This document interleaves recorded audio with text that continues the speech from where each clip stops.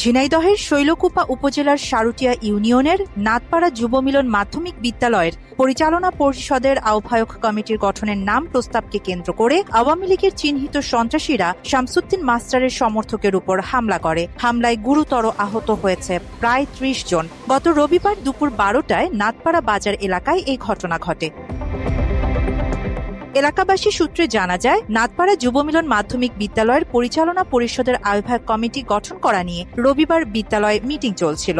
কমিটির আহ্বায়ক প্রার্থী ছিলেন উপজেলা জামায়াতের আমির মতিয়ার রহমান ও শামসুদ্দিন মাস্টার। আলোচনা চলাকালে নাম প্রস্তাব নিয়ে উভয় পক্ষের মধ্যে বাকবিতণ্ডা হয়। সে সময় এলাকার চিহ্নিত আওয়ামী সন্ত্রাসীরা জামায়াতের আমিরের পক্ষ নিয়ে শামসুদ্দিন মাস্টারের সমর্থকের উপর হামলা করে। সে সময় শামসুদ্দিন মাস্টারের প্রায় ৩০ জন সমর্থক আহত হয়।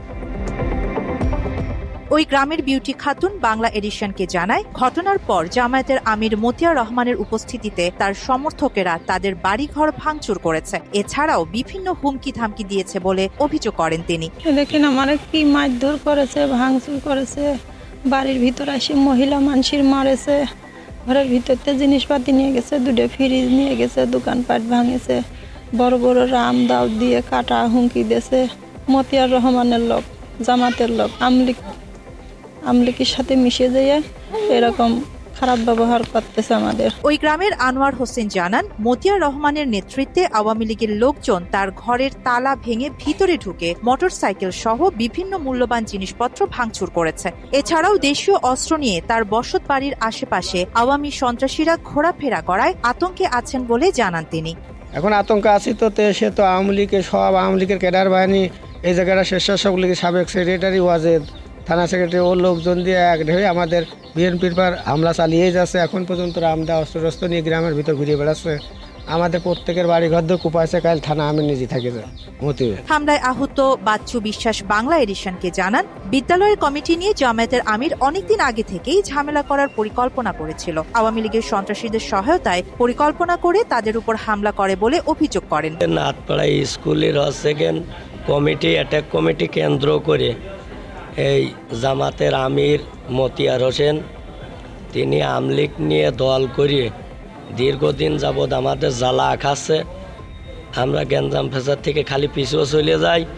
এই দিনকে ইনারা স্কুলে যায়, ইনারে লোকজন ওই হেডমাস্টারের যে সে আমলিকের ক্যাডার তার দিয়ে কাগজ সাজাইয়ে নিয়ে তারা চলে আসে।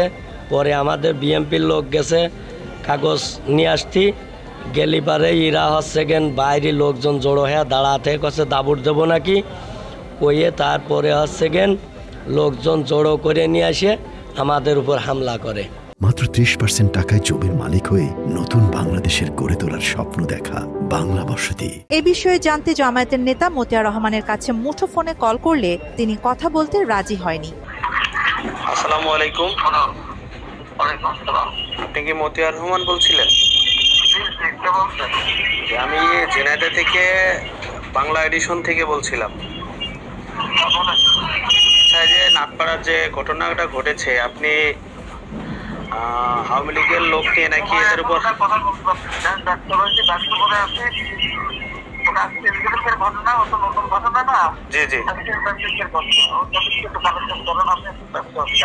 শৈলকুপা থানার অফিসার ইনচার্জ মাসুম খান বাংলা এডিশনকে ঘটনার সত্যতা নিশ্চিত করেন। তিনি জানান, এলাকায় উত্তেজনা থাকায় পুনরায় সংঘর্ষ এড়াতে পুলিশ মোতায়েন করা হয়েছে। বর্তমানে পরিস্থিতি স্বাভাবিক আছে।